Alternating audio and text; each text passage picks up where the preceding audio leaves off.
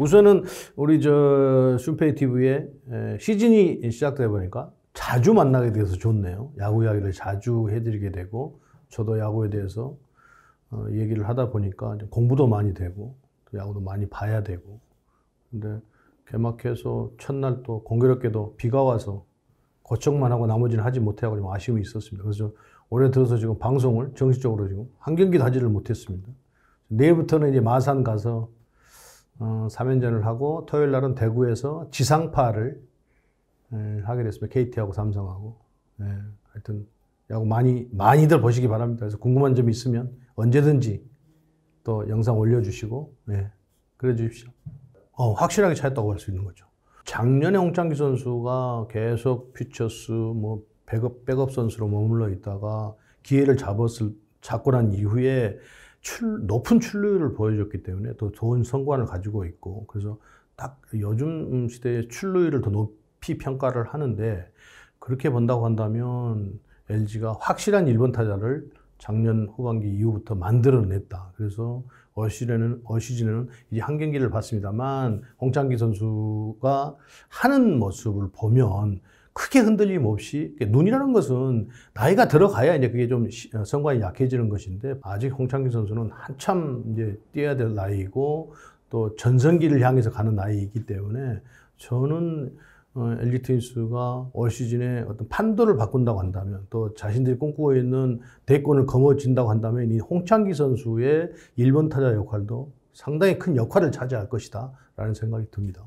물론 그 야구 타선이라는 것이 다 중요하지만 우승을 하기 위해서는 확실한 1번 타자가 있어주는 것이 특히 포스트 시즌에 가서 경기를 풀어나가는 데 있어서 매우 중요합니다. 우리가 그걸 이제 간과하고 넘어가는데 뭐 이렇게 홈런을 때려내고 또 중심 타선이 강해야 되고 이런 얘기들을 많이 하는데 사실은 단기전을 한다든지 이럴 때는 그러니까 포스트 시즌이죠. 포스트 같은 하면 1번 타자가 어느 역할을 하느냐에 따라서 경기가 잘 풀리느냐 안 풀리느냐거든요. 그런데 LG는 홍창기라는 이 훌륭한 1번 타자를 지금 찾아냈고 작년에 이어서 올 시즌 첫 경기에서도 충분히 홍창기라는 선수가 그게 우연이 아니었다는 것을 보여줬기 때문에 전체적으로 LG가 경기를 풀어나가는 데 있어서 좋은 환경에서 경기를 풀어나갈 수 있는 1번 타자를 만들어냈다. 이렇게 봐야 될 것 같아요. 세 가지 다 한꺼번에 묶어서 나갈 거거든요. 해? 아무거나 뭔지 네가 나한테 상의했냐? 아니. 대본도 안 주면서?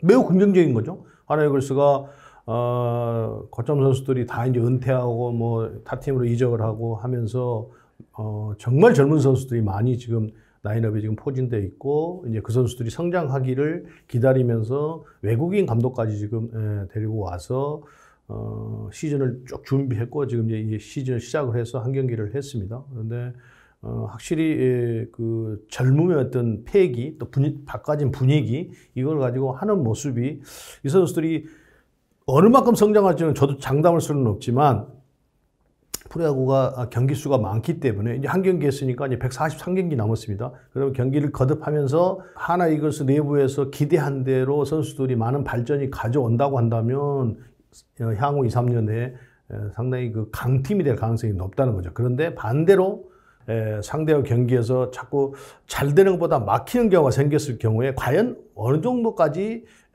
지도자의 능력을 수베로 감독이 보여줄 것이냐 이런 문제는 남아 있습니다. 그래서 이제 지금 판단할 수가 없으니까요. 그래서 질문하신 대로 팀이 선수들이 굉장히 젊어졌다는 부분에 대해서는 매우 긍정적이다 이렇게 봐야 될 것 같습니다.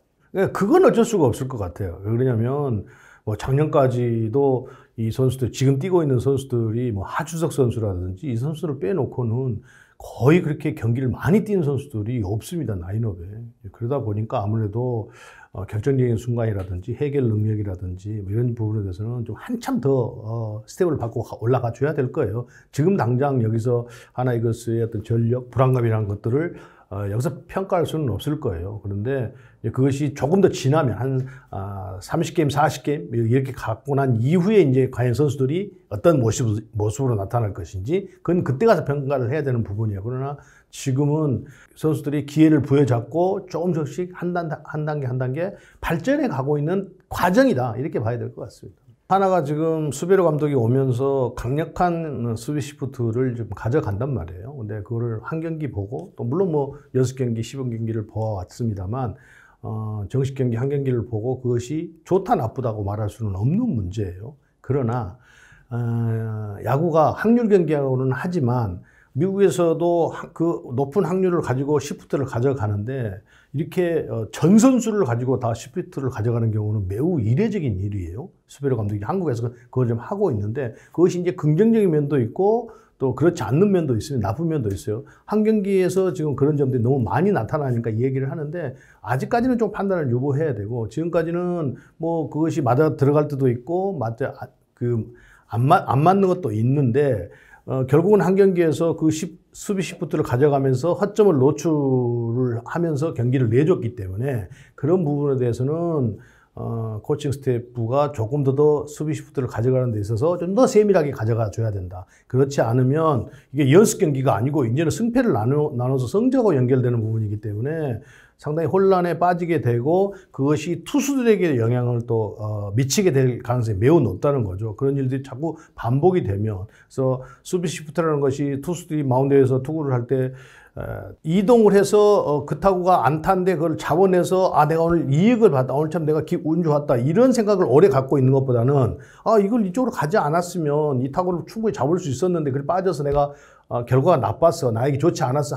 그것이 훨씬 더 뇌리에 오래 갖고 있는 것이 인간이거든요. 수비 시프트를 가져갈 때 조금 더 세밀하게, 조금 더 확률을 찾아서 가져가는 것이 현명할 것 같고 지금 우리나라 선수들이 타격을 하는 데 있어서 몇몇 선수를 빼놓고는 극단적으로 한쪽으로 치는 타자들이 그렇게 많지 않습니다. 치다 보면 밀려서 가는 경우도 있고 하니까 그 부분에 대해서는 수베르 감독이 조금 더 깊이 있게 한 번 더 생각을 해볼 필요가 있는 것 아닌가. 그런데 지금까지 하는 걸 보면 너무 극단적으로 가고 있다는 것이 조금 불안한 면이 있어요. 그래서 앞으로 이제 어떻게 한 경기를 통해서 나타난 부분에 대해서 자기가 성찰을 해보면서 과연 어떻게 몰아갈지 모르겠습니다만 여기가 KBO 리그라는 또 동양 선수라는 것을 또 감안을 해서 너무 극단적인 어떤 시프트를 자주 가져가는 것은 조금 더 깊이 있게 생각을 해보고 확률적으로 수비 시프트를 가져가야 되는 것 아닌가라는 생각이 듭니다. 이거 뭐 기아의 불펜에 대해서는 양현종 선수가 선발로 빠지면서 선발에도 문제가 있지만 전상현과 하준영 선수가 부상으로 빠져 있는 상황이고 홍상삼 선수가 작년에 조금 업다운이 있기는 했습니다만 그래도 상대를 좀 괴롭히는 그런 투구를 해줬는데 지금 홍상삼 선수도 지금 퓨처스에 내려가 있고 하준영 선수는 아예 부상이고 전상현 선수도 부상이에요. 나머지 있는 선수를 가지고 이제 하려고 하는데 사실은 이준영 선수도 좀 볼이 좀 날카로울 때는 괜찮은데 그렇지 않을 때는 그냥 평범한 투수거든요. 거기다가 또 신장도 그렇게 크지 않아서 상대 타자들이 두려워할 만한 그런 볼을 가지고 있지 않다는 거죠. 그래서 장현식 선수를 기아가 스윙맨으로 때로는 선발 불펜에 길게 던져주고 뭐 이렇게 해서 이제 활용을 하려고 했는데 일단 첫 경기에서 실패를 했어요. 그런데 그것이 뭐 그렇게 매 경기 반복되지는 않을 거예요. 그러나 그런 경기들이 발생할 가능성이 매우 높아진 상황이다. 기아 지금 불펜 현 상황을 봤을 때.